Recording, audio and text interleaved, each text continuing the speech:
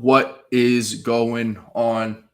Week 3 preview on Heavy Pour Sports right now. It is All UK Ball only show with Rando and Selena KY Sass. T-Step has He's bounced. I trying don't to know get where some he went water, off and I to. think he got lost. Oh yeah, and he also said the kids left the door open in the house, and he was chasing flies. So it's he's Okay. in it right now. But how you doing, Selena? I'm okay. We'll just leave it With at that. everything, I'm okay. yeah, with everything going on, okay is probably what we can, what is best. Yeah, it's definitely been a week, but try to bring some levity, some comedy, and some relief and outlet to the sports world. So, especially if you were a Kentucky, Tennessee, and Louisville fan, cheers. But yeah, I was gonna wait for Terrence to jump in this thing. We also have special guest Hammer on. Let me get him pulled in here. Let's see if he's in here too. What's up, dude? How you doing, man? Can you hear us? How are y'all? I'm doing well. Certified ball knower coming in with heavy hitting already. We're gonna see. We're gonna see. Hey, the Hammer, the bets have been hitting, man. I've seen your post. You've been doing quite well on the gambling side of it, huh? Well, 36-10 my first 2 weekends, so I'll take that anytime. It's valid. You did screw up one of my bets, though. He did? Kentucky did. Oh, well, that's not a prize there.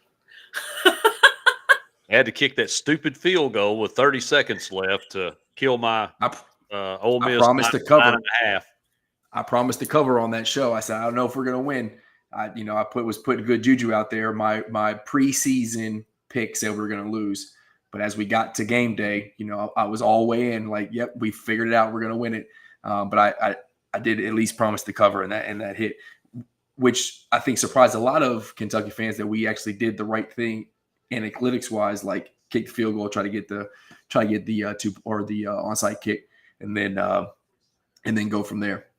Hammer, what was your kind of surprise game of the weekend? Not a bunch of big matchups, but we had a couple decent ones. Obviously, USF, Florida.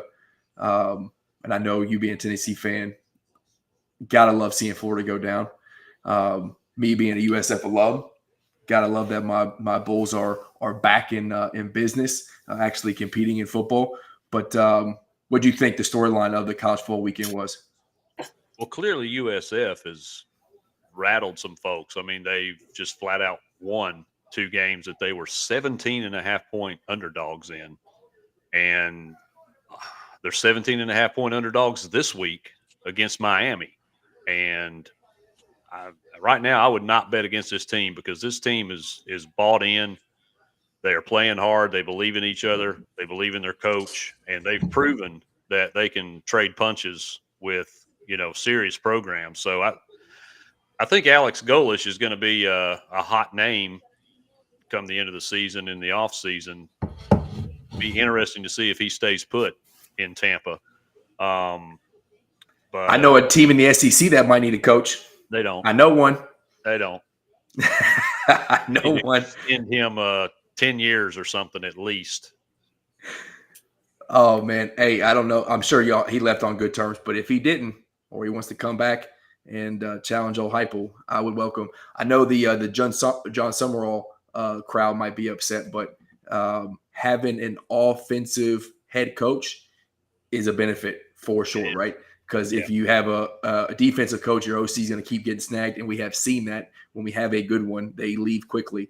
But I was obviously USF game. I was surprised in Oklahoma, their performance. They looked very good, and on a show, or at least from my side, who has been hard on their head coach. Didn't think he had what it takes to be a head coach. Maybe a great DC, but not a good head coach. That team looks put together currently. T, you shook your head no. You're not a believer? No, I am. I'm not surprised. Hammer and I talked about it on his show that OU is one of the schools that petrifies me. They got crazy talent. And me and Black talked about it too. If Venables can just get out of the way of the offensive coordinator, then they're going to be a force to be reckoned with. And it seems like that's what he's doing this time. So I'm not surprised that the Sooners look good. Selena, how about you? I didn't watch it, to be fair. I was at band comp all day on Saturday. So I forgot about that. You were a little tied up. You're a little tied up. 17-hour day, okay? And football was not on my radar on Saturday. So. Yeah, that is fair. We'll start. I think we'll save Hammer. You got some time to hang out with us because I was going to save Tennessee, Georgia for last because that's the big one that should take up the majority of time. Because if Kentucky doesn't win by 50 this weekend, I don't know what I'm going to do with myself. But we need to absolutely have a good show. Who y'all got? Eastern Michigan. And they have been absolutely embarrassed by every team they played so far. So, but was Kentucky random. Yeah, we recapped the Ole Miss Kentucky game on Saturday. That game, I did go back and watch it. Did you? Okay, so to me, wildly frustrating, just because like the first quarter, how the Kentucky fan base hopes were up. Right, you got a 10-0 lead at home, 2 turnovers, but just the offensive ineptitude. That happened in the first half and really continued on in the second half until that shot to Jamori. But even with all that, the most frustrating part of it was we still should have had the ball back with 1:10 left with a chance to win the ball game, right? The field goal debacle at halftime, you lose 3 points there. You go for it on 4th down on your own side of the field in field goal range, lose out on that field goal opportunity, and then you do it again and you don't convert.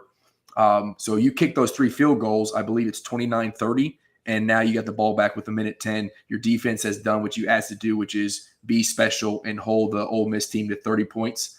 And then you got a chance to go win. It would have been an ugly win, but a win's a win at home, right? And a win's a win. Yeah.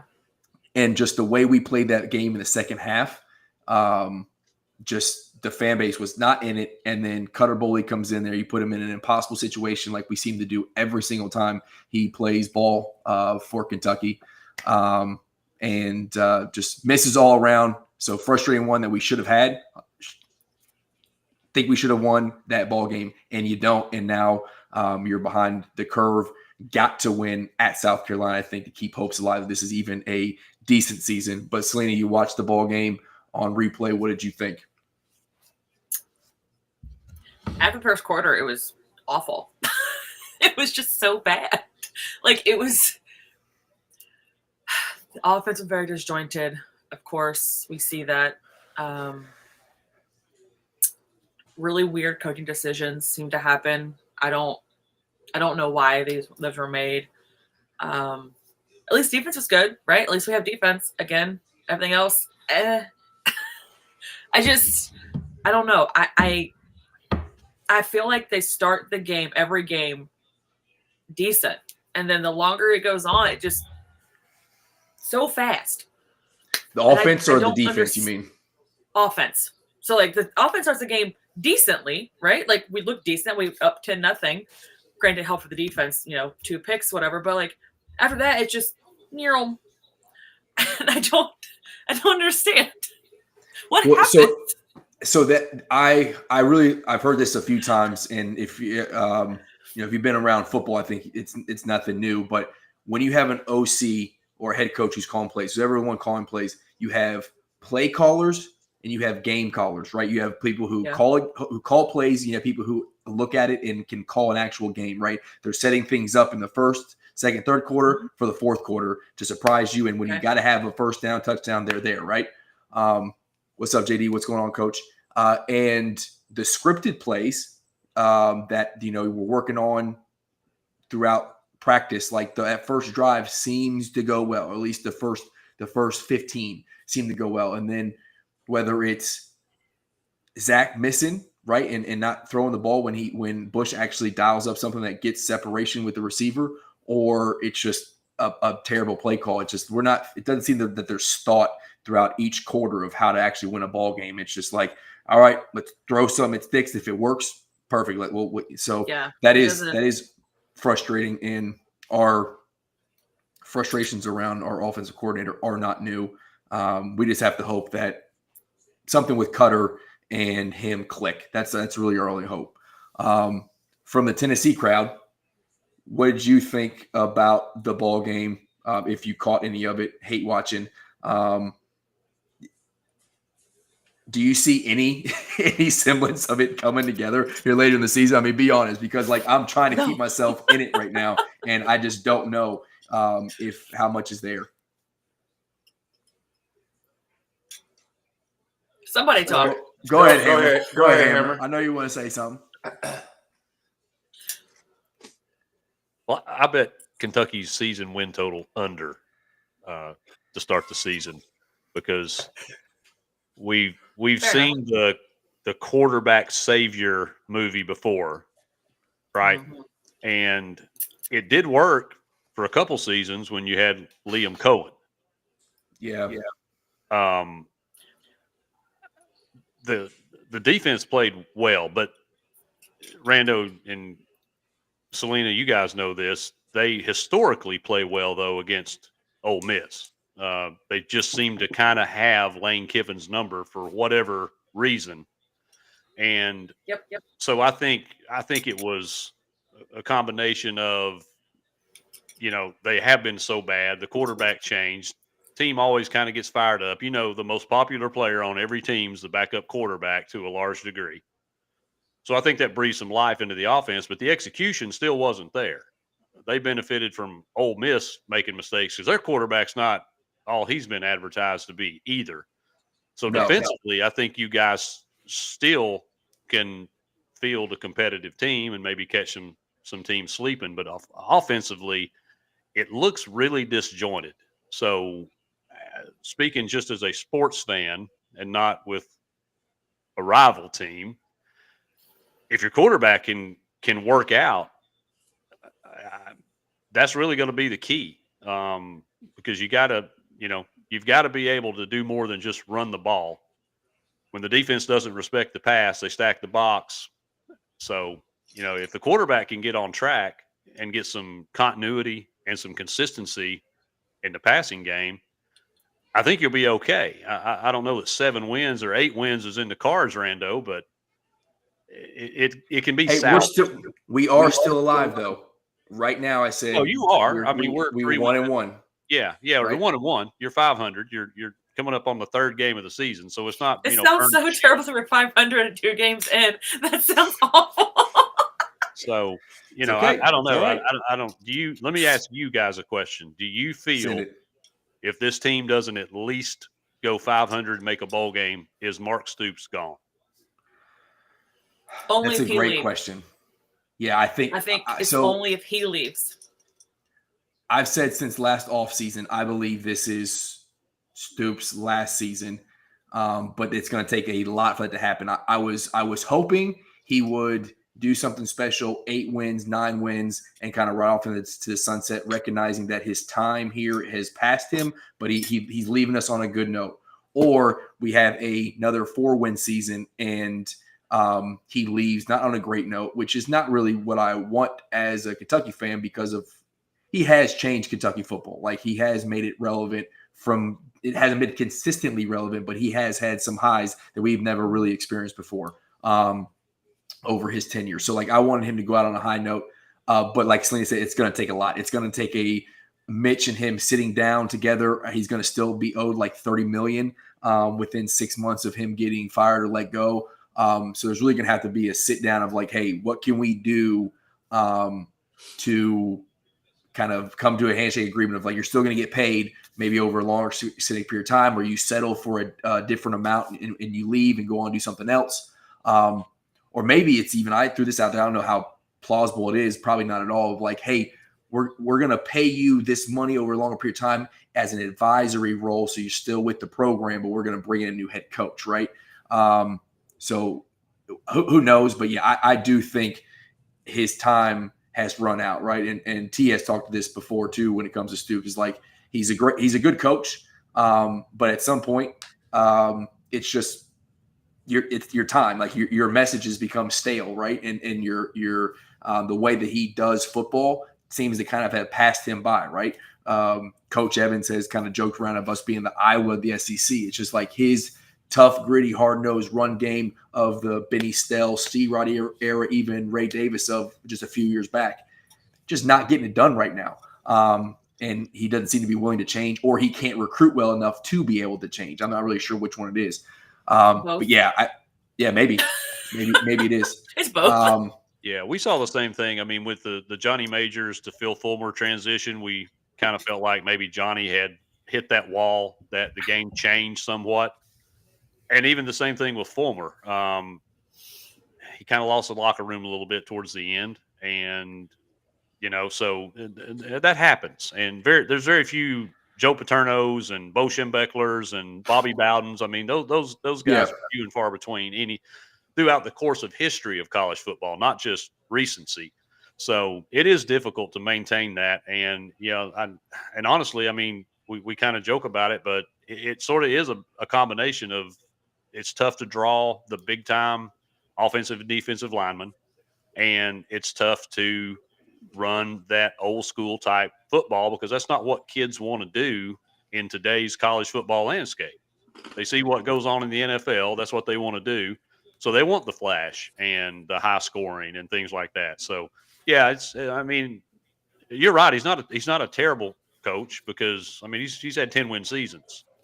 So I don't know. I just wondered what your thoughts on it was because outside looking in, a lot of people are pointing at him at being fired.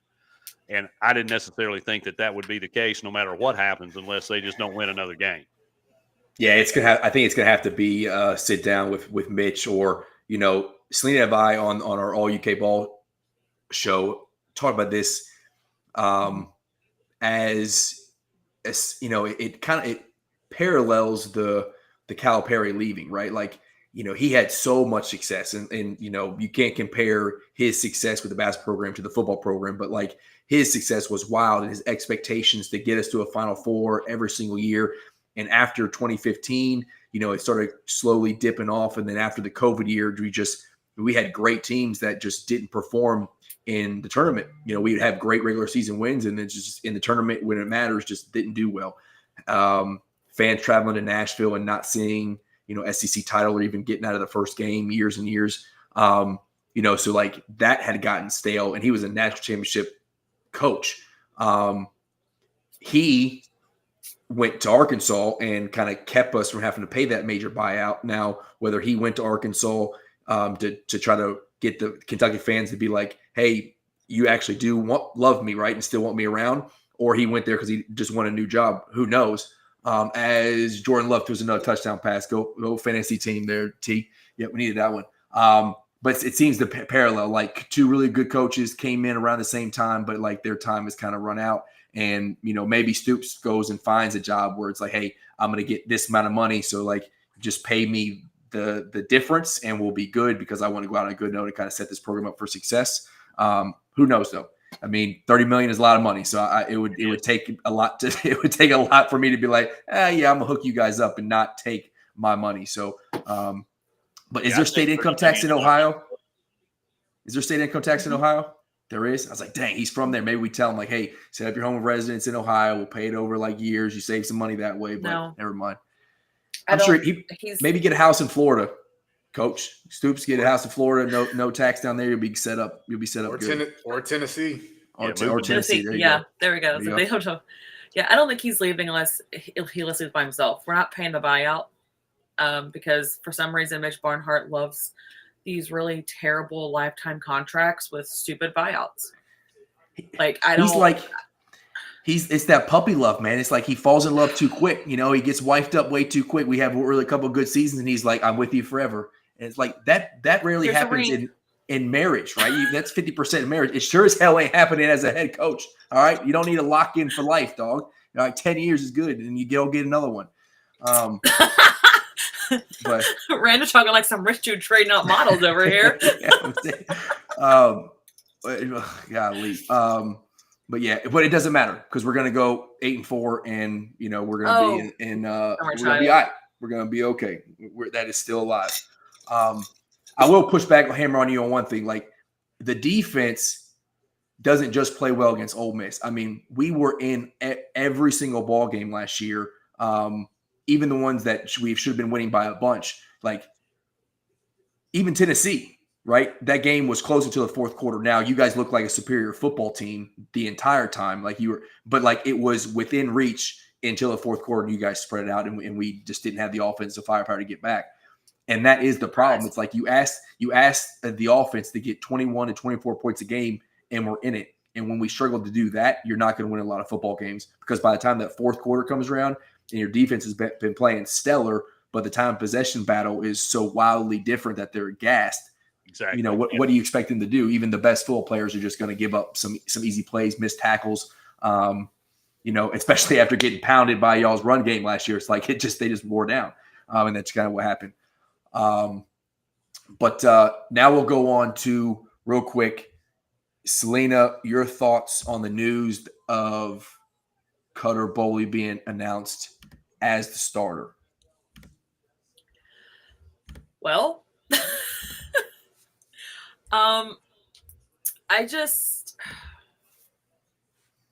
he has shown flashes of being good. I know everyone references that throw in the Texas game last year that he had, that where he was just, right there, where he was just balling. Like he wasn't thinking about it. He was just playing football.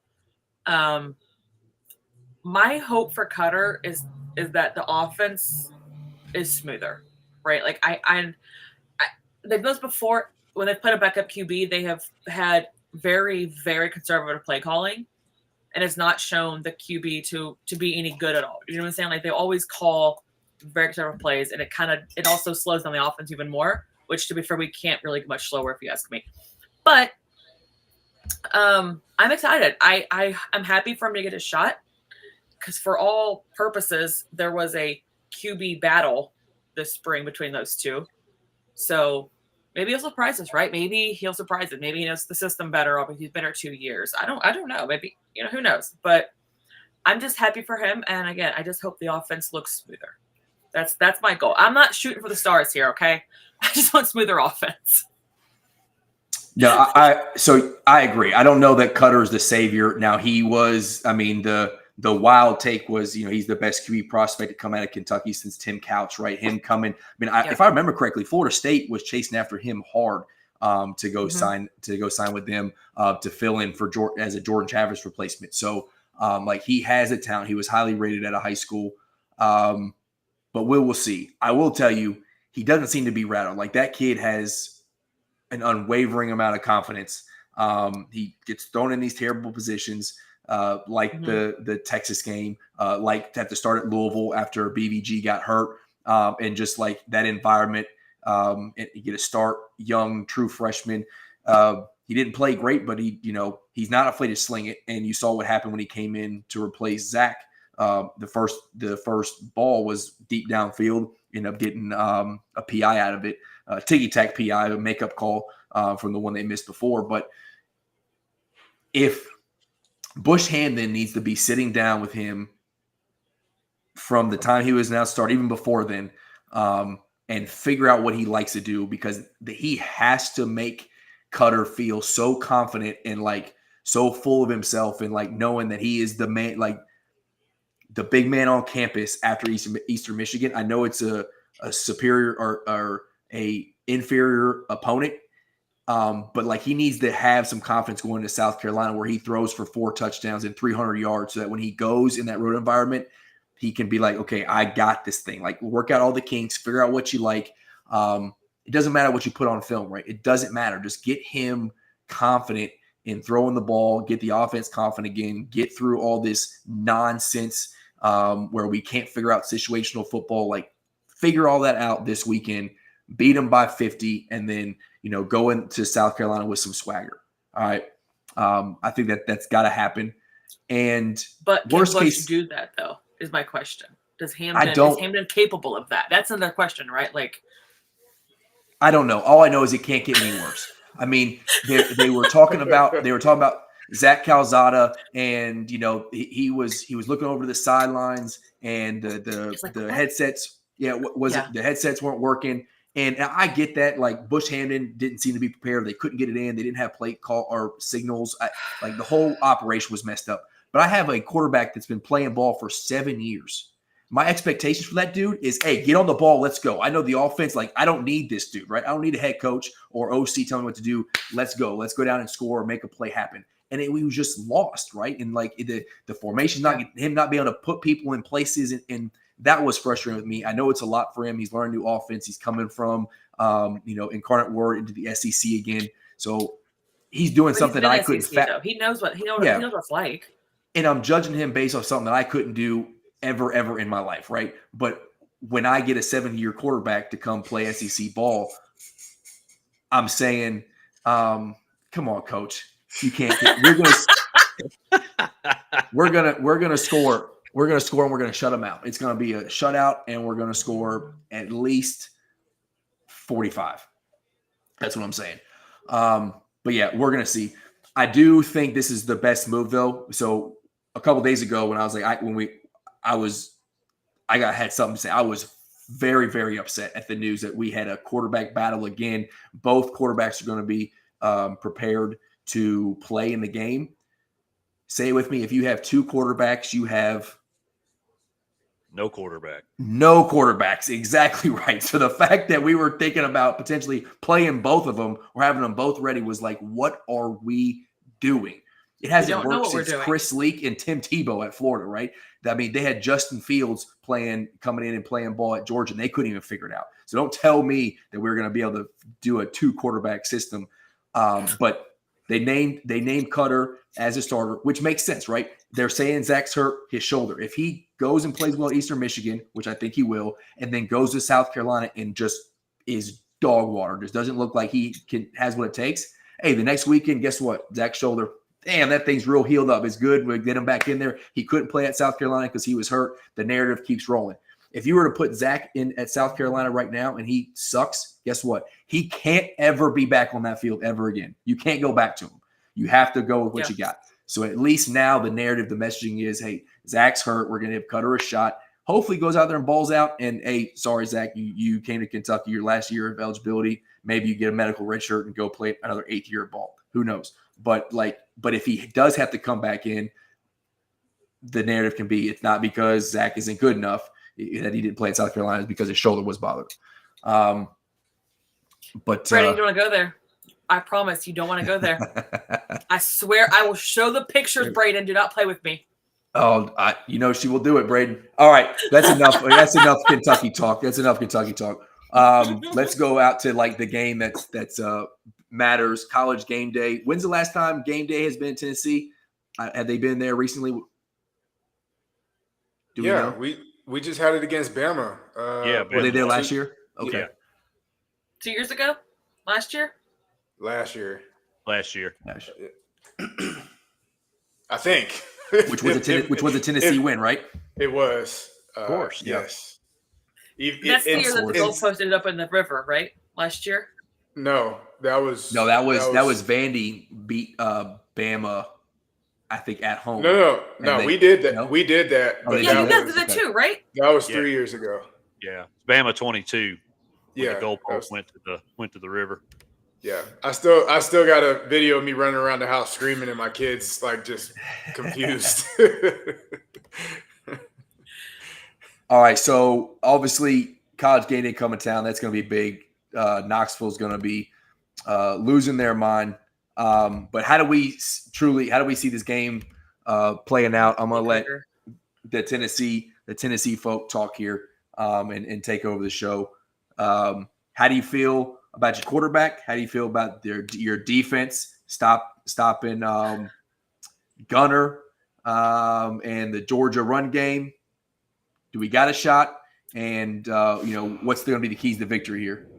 I got to get you back on the screen, right? Go ahead, Hammer. No, man, you go. I went first last time. What the heck? So I don't know if we've talked about it or not, Rando. So when it comes down to just physical tools, Nico beats Joey, right? Like Nico had more physical ability and potential and all that. But Joey is the correct fit for the Tennessee offense, for for volunteer people, like just people who are from Tennessee or are about Tennessee. Like, you know, you think about his path. He almost quit, became a firefighter, went JUCO, like all this stuff. Like, you know, he kind of got it out the mud. You know, I think I posted about that, and that resonates with Tennessee, as I assume it would with Kentucky as well. But that resonates with us a whole lot more than somebody who's going out to his little tournaments in his Sesame Street pajamas or whatever it was. So yeah, like that rubbed a lot of Tennessee fans wrong. And I remember when I saw that, I'm like, what is happening here? So that probably better ability, but Joey is better, if that makes sense. Like you always say, like potential doesn't get you wins, right? So yeah. So with the quarterback, I think most of us are far more comfortable with the fit that is Joey. You know, plus, you know, he's a hard-nosed dude, just kind of fits. And then we just have a three-headed monster at running back. I keep likening it to what we had 2 years ago with Jabari Small, Jalen Wright, and Dylan Sampson. So as long as they can handle business, which I very much so trust and believe them to be able to do, that will open up the opportunities for Joey in the receiving corps. All you got to do is hit the easy throws, like, because they're going to be there and they're going to be open. It has happened every game since Heupel has been here. Dudes are running wide open with 6 yards of separation down the field. So you just got to be able to hit those. Stay calm, calm, collected, and offense can be fine. And you still got your safety blanket in Miles Kitselman. So offensively, the potential is there, and I believe Georgia's got some injuries that they're dealing with too. We do. David Sanders isn't going to play, but at this point, you don't want to throw him out there. He was our 5-star offensive tackle, but he's a true freshman, and you don't want to throw him out there for his first collegiate snaps ever against UGA as a starter. So you don't do that either. And then defensively, Georgia has not shown thus far that they're a powerhouse offensively. So I'm not prepared to say that we're just insanely outmatched, even with our 2 starting corners hurt. But, you know, guys are going to have to come to play. Redmond, who's a freshman, who has been stepping up, is going to have to step up at corner. And then I've been on Colton Hood since like the first snap with Syracuse. So, you know, they're going to have to step up. And then Boo Carter's probably going to be in a lot at star, joker, nickel, or whatever we're calling it. We have some defensive line injuries. And Hammer and I were talking because Tennessee and Georgia, neither one has given up a sack yet. If Tennessee can get the first sack, because we set the collegiate decibel record in a game against Georgia. So if we can get the first sack, we're going to be encroaching on that volume level. And that would be huge because Gunnar Stockton hasn't shown yet that he's that guy. So if we can get him behind the sticks, get the crowd, keep the crowd rowdy and get them even louder, I think that sets us up to be pretty successful. So, yes, we can definitely do it. I'm not taking the game for granted. I think both teams got injuries that they have to overcome. Depth at universities isn't what it used to be because NIL dudes are going to go where they can get more money. So I think it will show a lot about the coach's chops with what they can do with some of these injuries. See if it folks on this. ESPN says you got a 51% chance. Oh. 3.5 spread. So the books say nah. ESPN says we give you the odds by a little bit. Hammer, what do you think? So I'll start off. You being the guy who's got your pulse on the sports books. That a 6.5 to 3.5 swing in like 2 days is massive, right? So where do you think that money came from? Do you think the sports book were just way off on that, or do you think that was just some big money coming in, like maybe Tennessee money coming in because it's legal there, hammering the Tennessee spread there? Yeah, initially I thought it was just public money coming in, so I didn't really let it. I didn't react to it. I did get it at +7 when it first came out before Nice. overreaction to it. But then I dug into it a little bit, and you had almost 70% of the handle was on Tennessee, not the bets, the handle. Yeah. Anytime the handle's larger than the percentage of bets, that's an indicator of sharp money. Yep. So I feel like the sharp bettors drove that line more so than the public, because the public, generally speaking, are idiots. So there was a good bit of Tennessee fan money that came in on that game just because, we're really at the point where we feel like this could be the year that we finally get the Georgia monkey off the back. So, Yep. But I kind of did a why Georgia can win and why Tennessee can win breakdown. I think the biggest key for Georgia is going to be passing efficiency. And that doesn't mean 300 yards, 3 touchdowns for Gunnar Stockton. That just means effectively managing the game, not putting them in 3rd and long situations.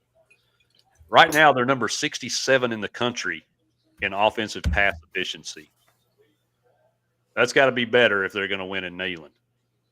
They're going to have to keep Gunnar clean. They're going to have to keep pressure off of him because this is his first road start. It's his first SEC start, first road start. And I promise you, Neyland is not going to be friendly to anybody in a Bulldogs uniform. They're going to have to establish the run to take some of that pressure off of him. Tennessee's only allowing 76 yards rushing per game. ETSU, not such a good indicator of that. Syracuse, however, a little bit better indicator. This front 6, sometimes we run 5 DBs back there, but this front is tough. It's elite. And they've got some guys in Arian Carter and Edwin Spillman that can flat slap get to the quarterback. So they'll test that Georgia offensive line. Which is hurt, I think. I think they lost 2 – I know they lost a guard last game, but I think they're down still another starter as well. Yeah, and that's what drove some of that sharp money so early is they jumped on that when they saw those guys were out. I think they're going to try to exploit the corners because we're playing 2 backup corners, backup from the standpoint of depth chart. Now, obviously, Jermod McCoy, All-American, probably going to be if he comes back healthy and plays at the level he was at last year, he's going to be a first-round draft pick. The dude is a lockdown corner if there is one right now in college football. So they're going to try to exploit Redmond and Colton Hood. But the problem with that is Colton Hood's he's not a rookie. He played at Colorado. So he's got experience, and Redmond's playing just off the chain right now. Plus there's Boo Carter. The secondary is experience. He's got some experience back there. Defensively, if Georgia can disrupt Tennessee's tempo and force them to kind of have to guess at the reads because, Tennessee will run to the line. They line up. They look to the sideline, get the play. If Georgia can do some of the crazy, I call them gator rolls just to piss off Georgia people, when they roll their tackles to the different gaps, if they can disrupt what Tennessee's seen pre-snap and cause some pressure on Joey Aguilar, disrupt their timing, disrupt their tempo, Georgia's got a shot in this game for sure. The flip side of that, though, Tennessee's got to win on 3rd down. If we don't win on 3rd down, we're not going to win this game.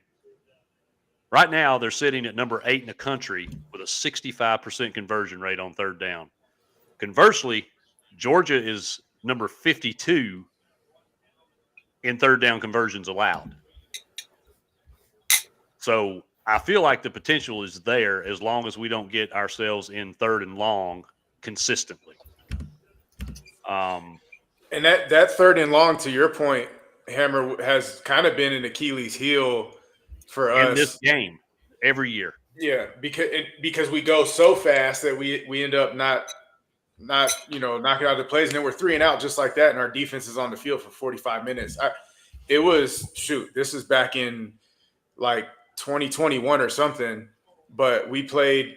I was at a course in Camp Lejeune, North Carolina, so that's where Rando was stationed at the time. So he and I watched the Kentucky-Tennessee game then, and that's exactly we ended up winning. But that's the same thing I was lamenting even then. Like, man, our defense is playing like 40 minutes out of this game because sometimes you will go 3 and out so quickly because of that tempo. By third down, we're so far behind the sticks, or it's 3rd and 7, 3rd and 10.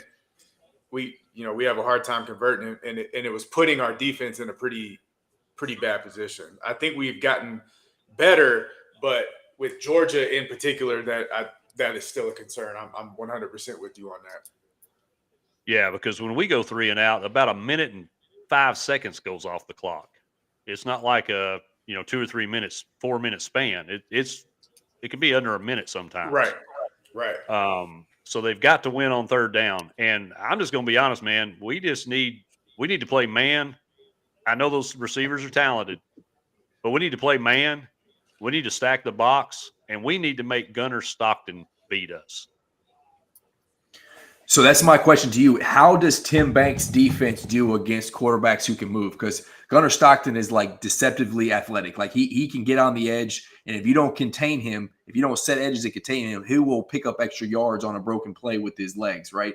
And he's a tough son of a gun. That playoff game, he took that shot, got right back up, no big deal, right? So how do you do with a quarterback who can move and kind of improvise?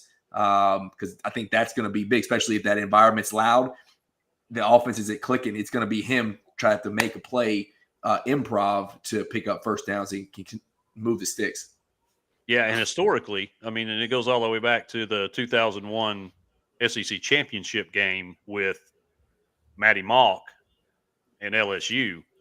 That one still hurts. He's smiling and laughing. He knows exactly. We smile through the pain of that game. It was brutal, and historically, mobile quarterbacks have given us problems. Yes. I think that's where guys are going to have to stay home, and if they're designed to blitz, go get the quarterback. If not, they're going to have to stay home and play their zone or play their area, and not allow that.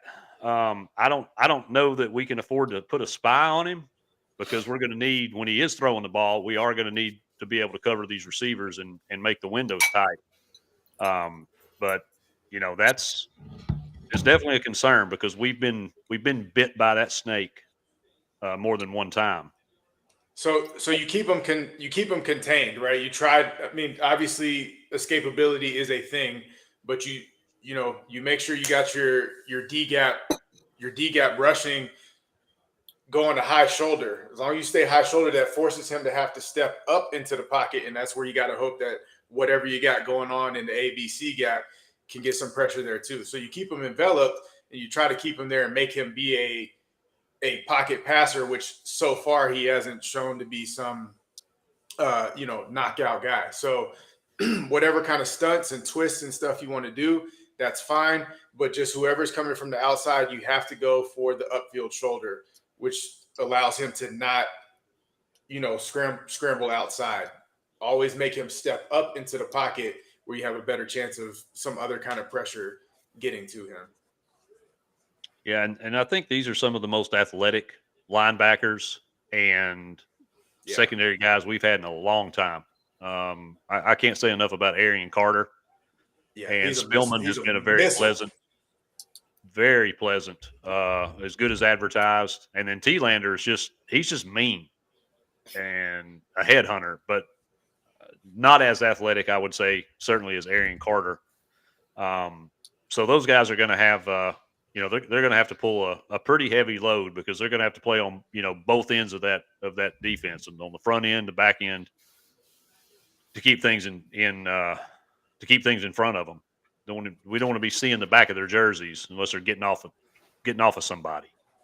So what's y'all's pressure rate typically? Like, do you have the ability to go heat him up and, see if you can see how well he does against the blitz? It's going to be a hostile environment. He said first SEC start. Do you send a lot of pressure on him early and see how he reacts to it? I think you do. I think you test him and get, between the crowd And if we can get it, like T said, if we can get a sack, especially early, get a sack in this game and just make our presence felt in their backfield. Kirby's a master at making adjustments. Yeah. We've seen it time and time again. We've had leads on these jokers at halftime a few times. And then we come out in the second half, and it's just a bludgeoning. Kirby's a master at making those adjustments. So, and I said this earlier on one of the 15 podcasts I've done today, that well, we appreciate you, brother. Popular guy here. Hey, this is the crown jewel, though, right here. So, it's been a long time coming. Mainly because of that, this right here, this beautiful thing. Okay, let him finish, please. Sorry, go ahead. All right. Never heard of her. It's not so much Josh Heupel versus Kirby Smart in this game. I think it's Tim Banks versus Mike Bobo in this game. Because we know what Georgia's defense is going to look like. We just have to out-physical them. We have to hold blocks on the offensive side of the line. We have to throw them off their blocks on the defensive side so our guys can get in there and make those plays in the backfield. So I think it's more of a chess match between the coordinators than it is the head coaches. One interesting fact that I looked up, we normally play these guys in October. Here lately, we even played them, I think, in November once or twice. Georgia, in their last 7 September football games, are 0-7 against the spread. Georgia typically is not a quick out of the blocks team. Yeah, they usually gain steam as the season goes. Yeah, I think it's in our best interest to catch them early. And I think that's a great point about the coordinators. Last year, we got no pressure on Carson Beck. The entire we could not manufacture pressure. Now, I didn't see as much blitzing. Like, to me, if you can't generate organic pressure, then you come up with some kind of blitzes. And I don't recall us blitzing a whole lot. And we had guys who could win one-on-one, like with Pierce and Joshua Joseph. So we have Joshua Josephs again this year at DN. He can win one-on-one. But then you start getting those linebackers who can really, really fly around, like Hammer said, and that can make a difference. So I hope that Tim Banks is willing to open the defensive playbook a little bit. Maybe give the guys 1 or 2 plays to see if you can generate some organic pressure.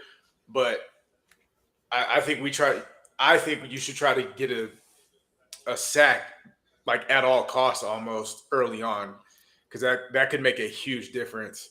So give Joseph's 1 or 2 plays maybe to see if he can make something happen, and then send Arian Carter. Just turn them loose. We have had success with not as athletic linebackers. Like Jalen Reeves-Maybin was an absolute stud, not a crazy athlete, but now you get somebody, and even Henry To'oTo'o, right? Super good linebacker. He's really good in the NFL, not insanely athletic, but now you get somebody of their skill caliber, but with uber athleticism too. Like, yeah, we got the guys who can manufacture this pressure. I don't want Tim Banks to be too hesitant to dial up some blitzes like he was last year. Yeah, and I think too, we haven't seen our full defensive package. We certainly didn't need it with ETSU. Right. And I felt like in the Syracuse game, we gave up a lot of stuff in the flat, short, and intermediate. And I almost wonder if that wasn't by design, not to concede, yards and passes, but not to be as attacking, because we knew this game. We circled this game as soon as the schedule came out. I don't know that Banks has showed his full defensive scheme. We may see a different look come Saturday than what we've seen so far this season. Covering the flats takes discipline. So Jay, you know ball. Jay does know ball. Covering the flats takes discipline. So if it's the defensive end's responsibility, somebody crosses your face, you got to peel out. And it's hard for defensive ends to do that because, they want to go get after the quarterback. Or the corner is getting sucked back by some crossing route or whatever the case is, but you're responsible for the flat as well. Sometimes you just got to rally up and make the tackle, but the flats are most often open because somebody is not being disciplined. Yeah. And that's either the linebacker hasn't gone all the way out there, the defensive end hasn't peeled back. Like somebody else catches their eye and they just kind of lose sight of that zone. So you got to be disciplined. And I mean, honestly, discipline has not been our calling card in the Heupel era. Penalties have definitely bitten us in the butt. So, yeah, we did give up some stuff in the flats against Syracuse. So hopefully we can drill down on some of that discipline. Yeah, I think so. Like Branch and Young have seemed to solve Georgia's receiver problems they had last year, right? Guys who can actually catch the football. But Georgia seems to be, and I've watched a lot of Georgia football. My father-in-law is from there, went there. My wife's side of the family, massive Georgia fans. T bust me up because I'll post when they won the championship because my family was happy and he called me a Georgia fan. He wore a Georgia jersey. Or shirt, not a jersey, a shirt. A shirt. Okay, well, whatever. It was not a championship game. It was for the family. Listen, if the in-laws are happy, I also am happy. So, like, shout out to them. And my son is a massive Georgia fan because I can't get Kentucky to win a freaking football game. So he'll support Kentucky basketball, but he's grown up and watched Georgia win 2 titles. So, like, of course, he just like, yeah, Pop, I am not being a Kentucky football fan until they actually know how to play the game. But when they are at their best, they have a dynamic tight end, right? And Oscar Delp is supposed to be that guy, but he isn't Brock Bowers, right? So, like, they always seem to have good receivers, George Pickens and whatnot when he can kind of keep his head in the game. And the running game is also going to be great. But having that dynamic tight end and giving the quarterback like a nice little outlet when you do bring pressure, I don't know that he's there. I think he's got 2 catches for like 33 yards this year. Last time I looked up the stats for Delp. So, yeah, him not having that outlet, I think you guys got a shot. 0 chance, not a chance in hell that I'm picking y'all to win the game. But I'll say that you cover. I'll say that you can, you lose by a field goal. But all this Tennessee like love that's going on in the chat, that's kind of this is great. This is how things need to be going. And I hate it. Jay, please continue to come back and keep bringing the heat. Jay, I sent you that link. You can't do this to me. I bring my coffee when I go anywhere, so That's right. That's interesting what you said about the receivers because I have not looked at Georgia as like a receiver factory. They tend to have like one guy, right? Like they had their time with Ladd McConkey, they had their time with Pickens, they like Riley Ridley, AJ Green, obviously, but they don't necessarily have like a stack. No, they're not LSU or Ohio State. Yeah, they don't have a stack receiving core. Like I like. Now, in fairness, I haven't paid much attention to Georgia this year, but I like our 3 with Staley, Brazel, and Matthews like just as much, if not more, than their 3. So, the big thing with us is that both of our starting corners are out, but the 2 that we have that are going to start the game are both very, very good. And I don't know of like some world-beating receiver that Georgia has. Like if Jeremiah Smith was lining up, I'd be like, man, we're about to have a long day. But I don't know that they have anybody like that. So I mean, you think about it, Branch left USC and that high-powered offense to go play at Georgia, where they run the football and play defense.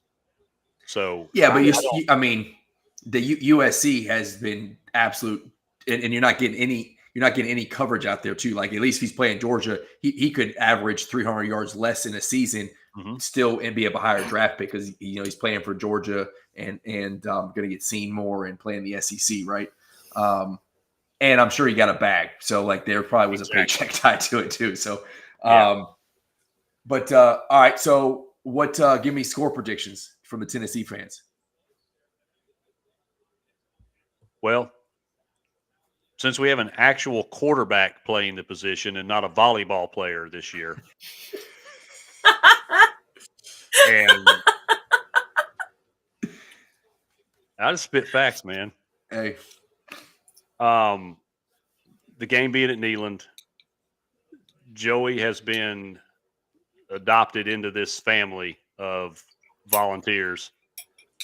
The place is going to be rocking. Stockton making his first start on the road in the loudest stadium in the history of college football and probably most planets. Gotta be All right, careful for Hammer, those. calm down Gotta there. be careful for those stadiums in Jupiter. Like that. Yeah. I'm more worried about the ones in Uranus. Yeah. Fair Yeah, but I was going to say that. Fair enough. I was going to say that. Been saving that one all day. And Georgia's 0-7 against the spread in September games.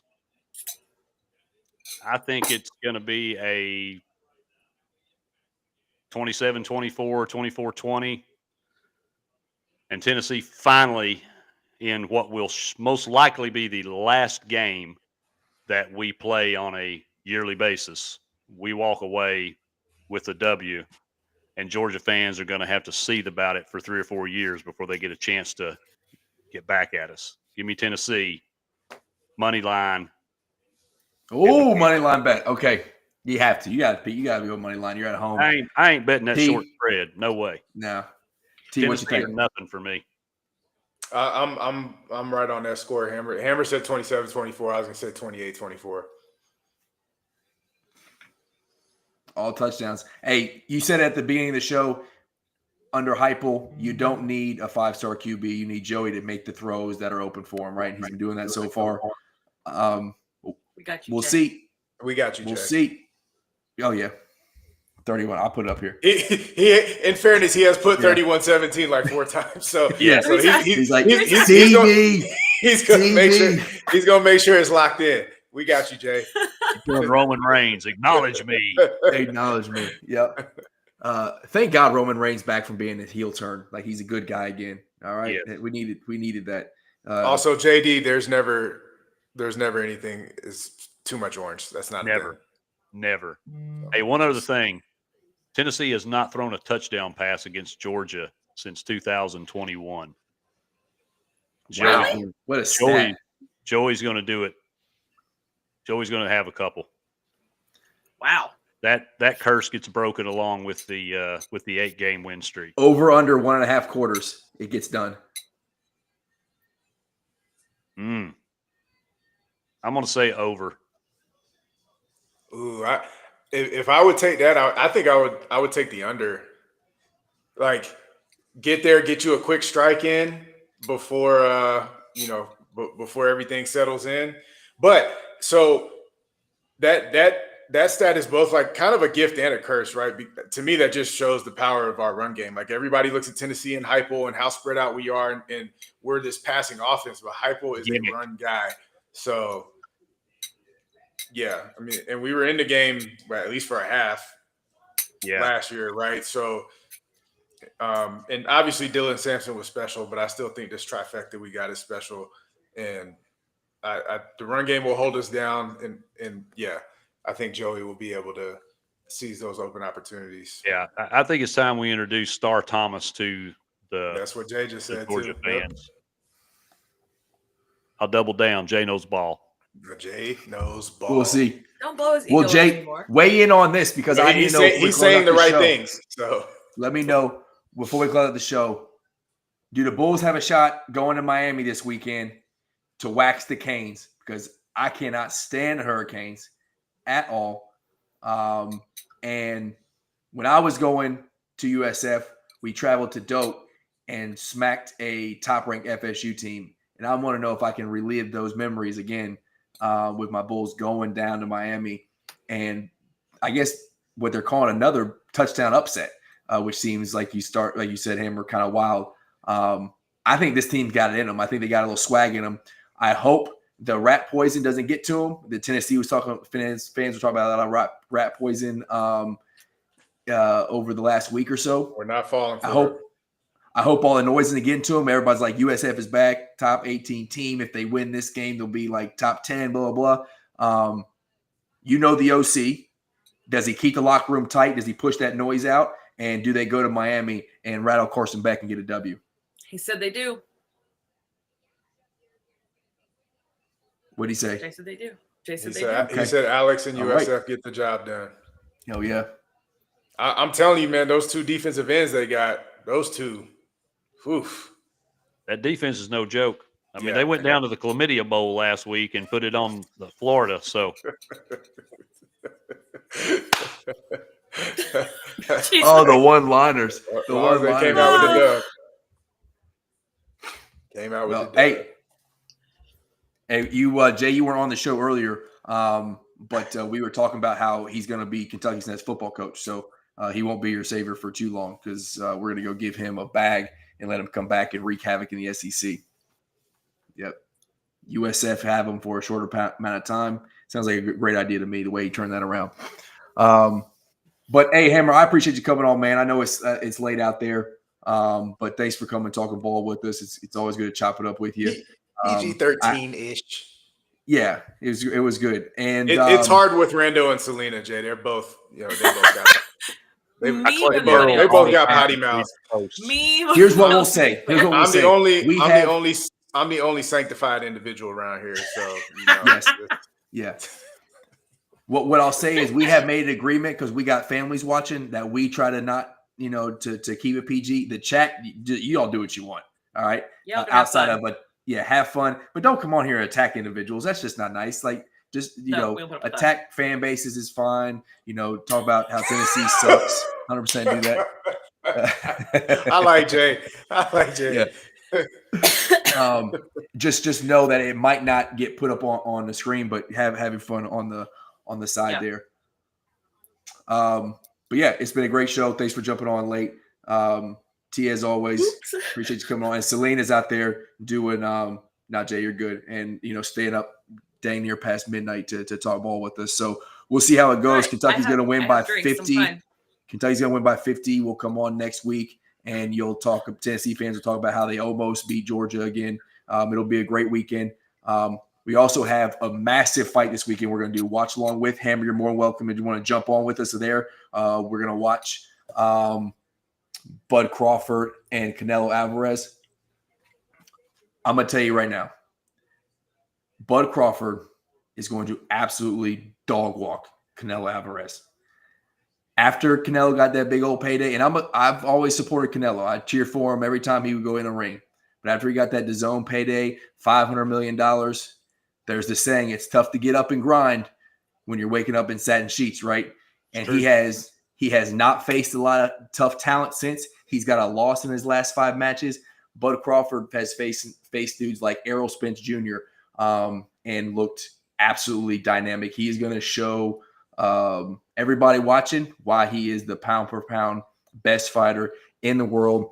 Wherever you can go and gamble on it, I'm telling you, he wins no less than 8 of those rounds, probably 9 rounds, unanimous decision. Canelo's Mexican. He's got an iron jaw. I don't think he drops him, but I think it's clear that Bud Crawford is the superior fighter, and I hope it's a good fight. This is what we wanted Manny Pacquiao and Floyd Mayweather to be until they fought when they were like 40, way past their prime. We're getting 2 great fighters in their prime, but I think Bud Crawford is going to outmatch Canelo. T, talk about getting out of the mud. Bud Crawford's got 7 kids he's got to support, man. Doesn't matter how rich he is. He's got to get a payday to pay all those mouths, to feed all those mouths. So he's gonna go out there. What's Bud's name? Terrence. There you go. That's all you need Here to we know go. right there. That's all you need to know right there. Terrence, Bud Crawford. But yeah, I think it's gonna be a good fight, but I do think it's not gonna be particularly close in the ring. And I'm gonna see if my boy, my best man at my wedding, professional boxer, got me into boxing. I loved it, did it all through high school. I'm gonna see if he can get on the show and kind of give us some commentary from a pro perspective as well. Jay said Canelo. So Jay knows ball, doesn't know boxing. Appreciate you, Jay.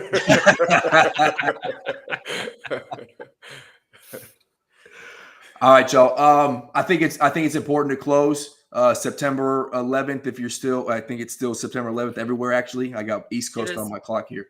So Day of Remembrance. I don't have a lot of memories from being a 9-10-year-old, which was how old I was when it happened. But I have a distinct memory of where I was, getting picked up from school, watching that thing on TV. and kind of going from accident to, oh no, the homeland is being attacked. The sanctuary is no longer a safe place. So yeah, I think it's important to reflect Day of Remembrance, and with everything that's going on right now, also reflect on what happened after 9/11, where we actually like unified and everybody came together, and we realized there's not a lot of difference between us, and we actually are more similar than we think. And we may not always get along, we may not always agree. We don't have to hate each other. We don't have to. We can actually get along and figure it out civilly. And if we can take that message and spread it, I think we'll be a better place for it. But with that being said, go Cats. Hammer, you're the man. Go Big Orange. Go Vols. Thank Okay. you.